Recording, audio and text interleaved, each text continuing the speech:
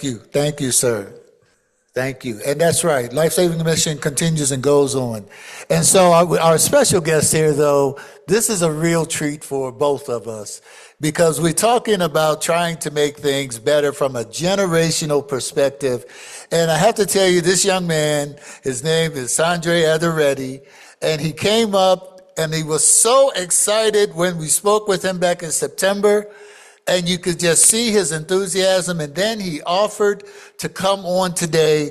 And Sanjay, if you wouldn't mind, please introduce yourself and tell them a little bit about how we came to meet at the AACR convention. Yeah, thank you so much for having me. So, my name is Sanjay Adaretti, like you introduced, and I'm a 12th grader, a senior in St. Louis in high school, which might be a little surprising, but the way that I came into contact with Mr. Sanders is I was looking for an opportunity to present some of my own research in cancer, and I was struggling to find local opportunities because as a high schooler, it's often hard to get taken seriously. So I did digging, and over a few months, I came across an special event through the AACR in Baltimore. And, at first, Baltimore, St. Louis, it's not too close, but I really, really wanted an opportunity to go out there and go into the real world and see what people thought of my research. So I convinced my dad to let me fly to Baltimore, stay with one of my friends there, and go to the event. And a little bit about the event. I didn't really know what to expect going in, but I tried to go in with an open mind, ready for whatever it had for me. And the first morning that I went there, the day of the event, I came across a high schooler who was putting up his poster for his research presentation, and we talked about our projects. And immediately, I was able to find someone else who had a similar passion for research with me, and that was so inspiring because in my local area, I didn't really have a lot of peers or people to connect with in research. So that was very inspiring. And when I came back, even to this day, I'm still in touch with them. And we talk about research, college in general. And the value of that connection just went beyond simple research. And I created a friend who I will be in touch with for a very, very long time. And later in that day, beyond research, right? I think it's so easy to get caught up in the research part of things in cancer. But listening to the guest speakers, especially Mr. Sanders, my eyes were open to perspective from living conditions to how the molecular science, all of that plays a role in cancer, how that contributes to disparities. And all of that was so eye-opening to me. And that's how I came to meet Mr. Sanders during a lunch discussion, actually, during networking tables. And I'm so glad I chose to sat with him because from there we started talking about the story and the legacy of Henrietta Lacks, and now we're here. So yeah. And here we are, and this is really special. Briefly, what is the type of research that you have been doing on your own, and what do you plan on doing now that you know about the story of Henrietta Lacks? Yeah, so that's actually a great question. I'm glad you asked. So my research project that I presented at the AACR conference is actually about pancreatic cancer. And it's basically, I had an idea to design a nanoparticle and create a covering using cell membranes from the digestive system to almost create a mimicry system where the nanoparticle can sneak in and then activate enzymes to break down tumor cells associated with pancreatic ductal adenocarcinoma, which is a specific type of pancreatic cancer I was hoping to target.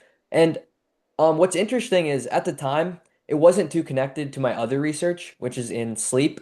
So I've done an internship at Washington University here in St. Louis on sleep and circadian rhythms. And on my own, I've pursued other sleep projects. But after presenting that project, I started to find connections between sleep and cancer and how sleep and circadian rhythms play a role in the timing of treatments through chronotherapy in cancer treatment. And in the future, actually, this is why it's such a great question. I actually really want to go into ethics and fighting for equal treatment of cancer treatment and the timing. Because what I found is that the timing of cancer treatment, especially in chemotherapy, can play a role in the effectiveness. And I personally have seen and don't believe that right now it's equitable in hospitals. And I don't think there's enough awareness on these types of factors. And I just think it's so important to fight for access and understanding, and most importantly, just awareness on how these simple factors, as simple as the time of day in which you're getting the treatment, should play a role in the care that you're receiving from a hospital. So yeah, I think ethics and research, all of that like together is somewhere where I want to go into the future. Oh, that's wonderful, Sanjay. Thank you so much for sharing that. This is the kind of discussion that we want these kind of events to cause to happen. And so please share your ideas with your friends. The AACR, for everybody, that's the American Association of Cancer Research. They are the oldest association of cancer research in the nation, right next to the American Cancer Society. And for SLCC students, concurrent enrollment students, membership is free. Is that right, Sanjay? High school students, Um, membership is free? I believe so. Yep. Yeah, I believe so. Yeah, and that's one of the reasons why we wanted to have him on so that we can begin to get this discussion going and we can continue to have younger generation rising up with good ethical foundations underneath of them. So, Sanjay, please tell them the name of your podcast and where they can find it. Yeah. So I actually run a sleep podcast covering all sorts of science topics relating to sleep and neuroscience in general. And it's called Neurocracy on YouTube. So it's spelled Neurocracy. And the reason I have that name, Neurocracy, which might sound a little interesting, is because when I first started the podcast, I wanted to connect it to how neuroscience has so many connections and implications in society in the real world.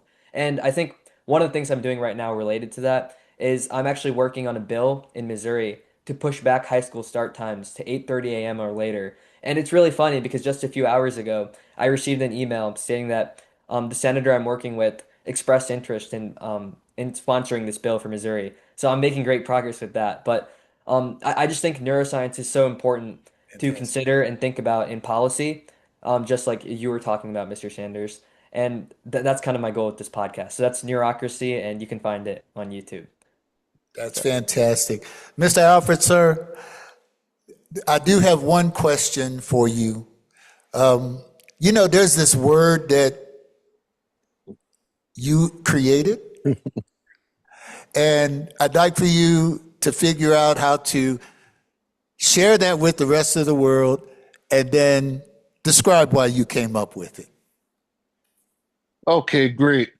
Well, during discussions with David, um, we have some intense discussions on how to, uh, try to convey um, medical terminology and medical jargon, um, how we want doctors and professors and scientists to be able to talk to everyday people, and we were trying to come up with a word, and David, I can't think of some of the words he was using, but uh, I finally came up with the word descientificate, um, and I think that when scientists and doctors are able to descientificate a particular subject to their patients, I think it will kind of even the playing field, so to speak. Because so many times when we go to hospitals and be under doctor's care, um, we are hit with terminology and language that we really can't understand. And I really think that when you descientificate things to the masses, it kind of uh, makes your patients feel a little more um, wanted and um, accepted, because you're being talked to and not talked at.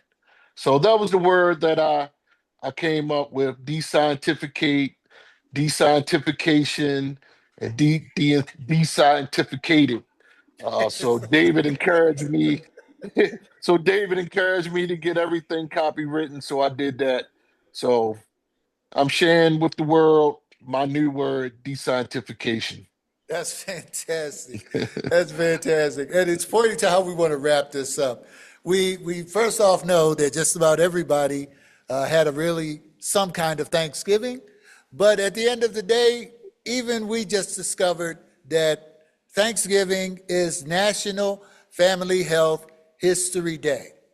And this is why we're very happy to close out this type of event on the note about family health history, because there is no other family that I know of on this planet that is so well known by everybody in the world. But at the very same time, family health history is one of the least practiced medical practices, and it is also one of the shortcuts towards better health care. And so from us at Henrietta Lacks House, and of course our colleague Sanjay, we want everybody to have a family health history Thanksgiving, or the next time you get together with all of your people. And if you need to, go ahead and use Mr. Carter's word, descientificate, to make sure everybody's included in the discussion. And so we think that in saying that, we done achieved our purpose for today. How about that, fellas? I think so. So, I think so as well, Mr. Sanders. I think so as well. yeah, Mr. Carter, you did it again. So, Mr. Sanjay, please go ahead, Mr. Sanjay, if you would have last words, sir. I mean, I know you actually told me about the word earlier today when we were talking, but I just think it's such a powerful world, especially through my volunteering at like hospitals and seeing patients and shadowing. I've noticed that simplicity is often the key, and that's the goal of my podcast. And I think the most useful scientific communication is through simplifying complex topics and making them accessible to people. So yeah, it's I mean that's just such a neat word. Right on. Yeah. Thank you. Right Thank on. you. Right on. So, Mr. Carter, your farewell, sir. Go ahead. Yes, sir. I would like to thank everybody for attending such a wonderful event. For such a wonderful person, Henrietta Lacks.